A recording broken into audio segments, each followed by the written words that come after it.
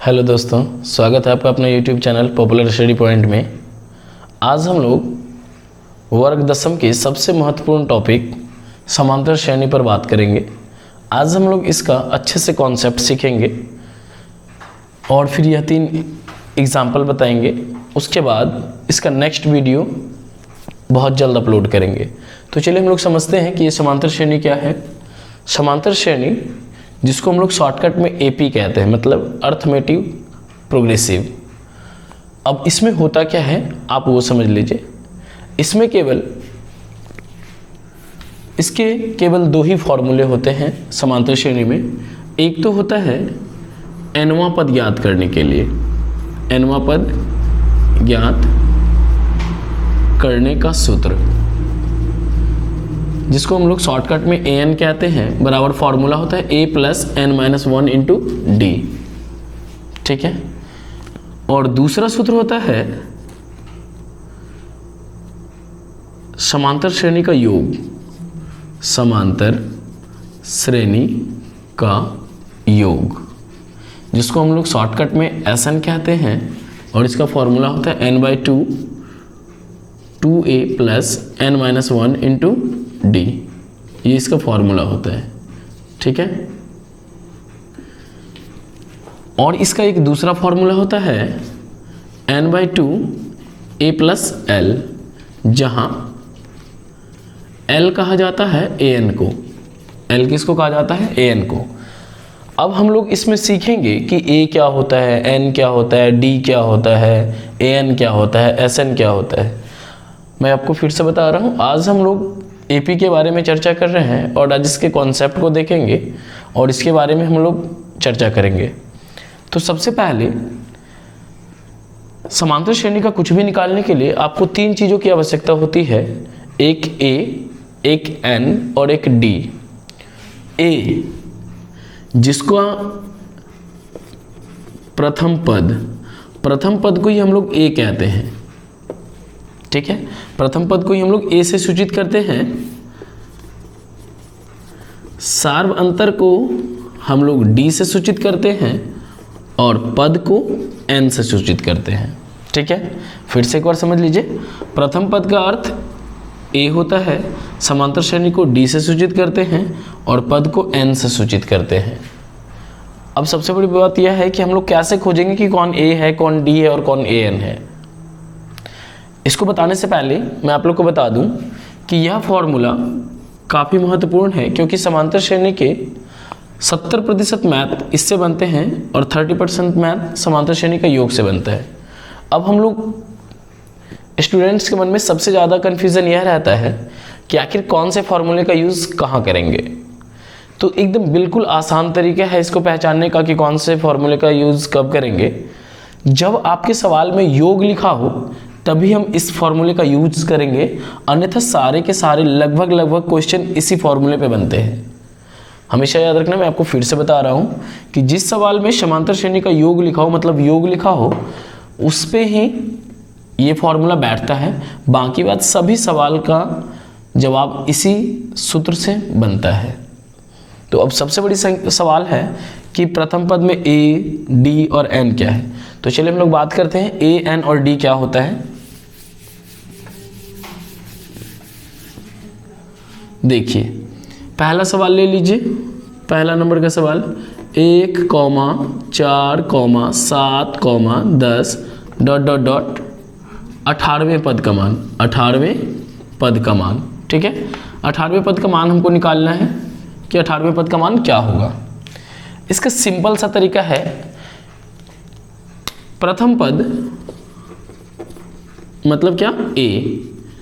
एकदम बिल्कुल आसान, बिल्कुल इजी प्रोसेस है कि सामने में जो भी अंक लिखा हुआ होगा वो हमेशा a कहलाता है, चाहे वो सामने में कुछ भी क्यों ना लिखा हो, वो क्या कहलाएगा? a कहलाएगा, मतलब प्रथम पद। तो प्रथम पद क्या हो गया? 1 हो गया। मैं आपको सबसे साधारण तरीके से बता रहा हूँ, ऐसा नहीं सोचेंगे कि ये तो कॉन्सेप्ट नहीं है। मैं आपको बिल्कुल साधारण तरीके से बता रहा हूँ और मेरा एक ही एम है कि सभी बच्चे अच्छे से शिक्षित हों, चूँकि एग्ज़ाम सभी बच्चे देते हैं, जो पढ़ने में लो होते हैं, एवरेज होते हैं वो भी, और जो पढ़ने में ब्रिलियंट होते हैं। तो मैं इस चीज़ को लेकर चलता हूँ कि जो बच्चे बिल्कुल कमज़ोर है वो आखिर एग्ज़ाम में कैसे पास कर सकेंगे, वो आखिर कैसे इसको अच्छे से समझ पाएंगे। तो इसीलिए मैं इस तरह से आप लोगों को बताता हूँ। तो प्रथम पद का मतलब होता है कि जो पहले लिखा होगा वो होगा प्रथम पद। सारवंतर, सारवंतर का मतलब होता है डी। मतलब करना क्या है कि पहले वाले संख्या के ठीक पीछे वाले को ले लिए और ठीक उसके सामने वाले को घटा दीजिए। तो 4 में से घट गया 3, कुछ भी नहीं करना है, दूसरे वाले में से पहले वाले को घटाना है। दूसरे वाले में से पहले वाले को क्या कर दिया, घटा दिया। तो 4 में से घट गया, क्या हो गया 3। इससे हमारा क्या निकल गया, सारवंतर निकल गया। कोई दिक्कत है, कोई प्रॉब्लम नहीं होनी चाहिए। और n निकालना है, सबसे आसान है, जिस किसी के भी साथ वहाँ पद लगा होगा वो n का मान होता है। किसका मान होता है, n का मान होता है। तो n का मान कितना हो गया 18।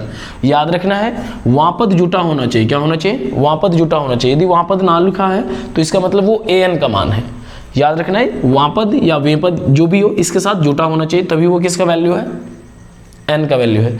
यदि ऐसा सवाल रहेगा कि कौन सा पद 78 है या कौन सा पद 73 है, तो फिर वहाँ पे an का वैल्यू दिया हुआ रहता है। लेकिन याद रखना जब कभी भी n का वैल्यू होगा तो उसके साथ वहाँ पद अवश्य लगा होगा।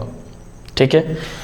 अब यदि आपसे कोई पूछ दे कि कैसे हम लोग पता करेंगे कि यह सारवंतर है, तो सारवंतर का एक सबसे आसान तरीका है पहचानने का कि उसके बीच का जो अंतर होगा वो समान होगा। देखिए 1 में 3 जोड़ेंगे 7, 4 में फिर 3 जोड़ेंगे 7, 7 में 3 जोड़ेंगे तो 10 हो जाएगा। एपी का साधारण पहचान है कि इसके बीच का जो अंतर होता है वो बिल्कुल इक्वल होता है, बिल्कुल समान होता है।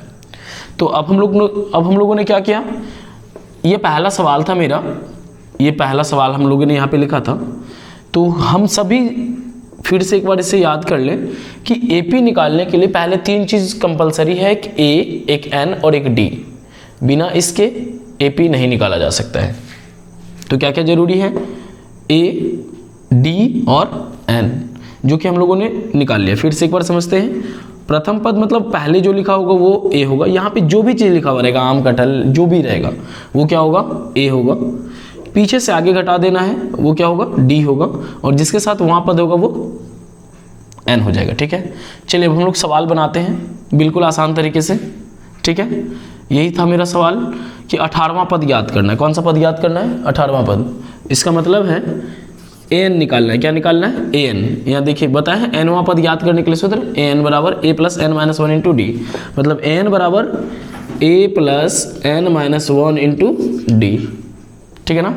अब देखिए a का मान कितना है, तो 1 है, प्लस n का मान कितना है, तो 18 है, माइनस 1, और d का मान कितना है, तो 3 है। बिल्कुल सिंपल है, जिसका जो वैल्यू दिया वहाँ पे बैठाइए केवल। यहाँ क्या लिखा हुआ है, a का वैल्यू कितना 1, प्लस यहाँ क्या लिखा हुआ है n का वैल्यू कितना 18, ये माइनस ये 1, और d का वैल्यू कितना 3। बस करना क्या है, 1 हो गया प्लस 18 में से 1 घट गया 17 और गुना क्या 3। ठीक है, 1 प्लस 17 गुना 3 कितना 51, और 51 और 1 कितना 52। बस हमारा आंसर तक कंप्लीट है। कुछ भी नहीं करना है, केवल आपको इस बात पे फोकस करना है कि आपको फॉर्मूला कौन सा लगाना है। तो मैंने आपको बता दिया कि जिस क्वेश्चन में योग याद करने का कहेगा उसी में केवल ये फॉर्मूला यूज होता है, अन्यथा सारे सवाल में nवां पद याद करने का ही फॉर्मूला यूज होता है। आशा करते हैं कि आप लोग इस सवाल को अच्छे से समझ पाए होंगे। चलिए हम लोग दूसरा सवाल सॉल्व करते हैं कि दूसरे का आंसर क्या होगा।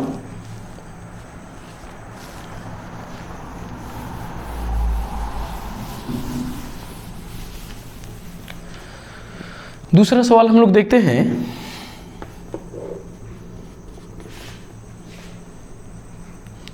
2,7,12 डॉट डॉट डॉट 10वां पद याद करना है। क्या याद करना है, 10वां पद याद करें।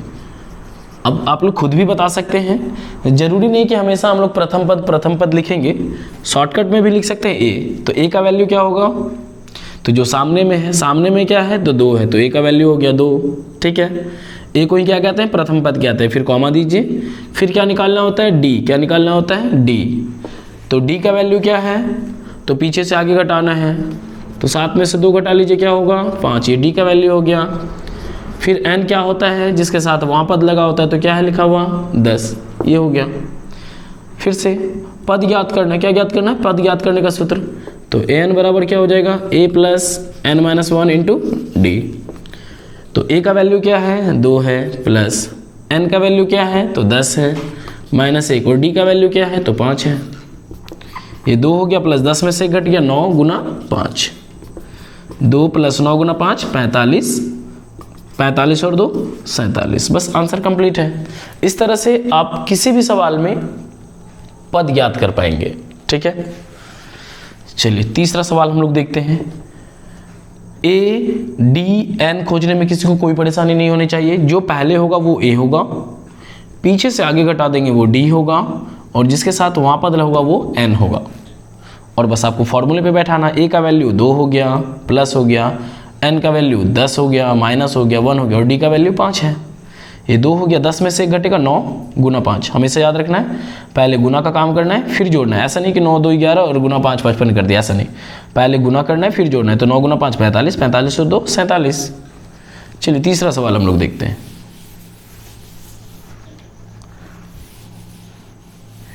तीसरा सवाल अक्सर ऑब्जेक्टिव में पूछा जाता है। 3, 13, 23 ... का प्रथम पद एवं सारवंतर ज्ञात करें। ये दोस्तों आप लोग खुद ही बता पाएंगे कि इसका आंसर क्या होगा। सारवंतर ज्ञात करें। देखिए तो क्या ज्ञात करना है हम लोगों को, प्रथम पद ज्ञात करना है। क्या ज्ञात करना है, प्रथम पद। प्रथम पद, प्रथम पद मतलब क्या, ए किसको कहा जाता है, जो सामने में होता है। तो ये इसका आंसर हो गया। फिर क्या ज्ञात करना है, तो सारवंतर ज्ञात करना है। क्या ज्ञात करना है, सारवंतर ज्ञात करना है। सारवंतर मतलब क्या, तो डी हो गया। डी का मतलब क्या, पीछे से आगे घटाना है। पीछे 13 है, आगे 3 है, घटा लेंगे क्या हो जाएगा 10। ये आंसर हो गया मेरा। इस प्रकार से हम लोग किसी भी सवाल में प्रथम पद और सारवंतर निकाल सकते हैं। आज हम लोग केवल बात किए हैं पहले वाले सूत्र का, और इसी तरह के बहुत ही इंपॉर्टेंट क्वेश्चन आप लोगों के सामने लाए जाएंगे। और अगले वीडियो में आप लोगों को समांतर श्रेणी के योग के सूत्र पे बैठाने वाले सारे सवाल को बताऊंगा, और आशा करता हूं कि आप इसे अच्छे तरह से समझ गए होंगे। मैं आपसे पुनः रिक्वेस्ट करता हूं कि यदि आपको यह वीडियो अच्छा लगा हो और यदि आपको यह गणित समझ में आया हो तो प्लीज़ लाइक कीजिए, और यदि आप मेरे चैनल पर न्यू हैं तो प्लीज़ सब्सक्राइब कीजिए, ताकि आपके लिए मैं लगातार मैथमेटिक्स बनाता रहूं और आप लोग इसी तरह से शिक्षा ग्रहण करते रहेंगे। धन्यवाद।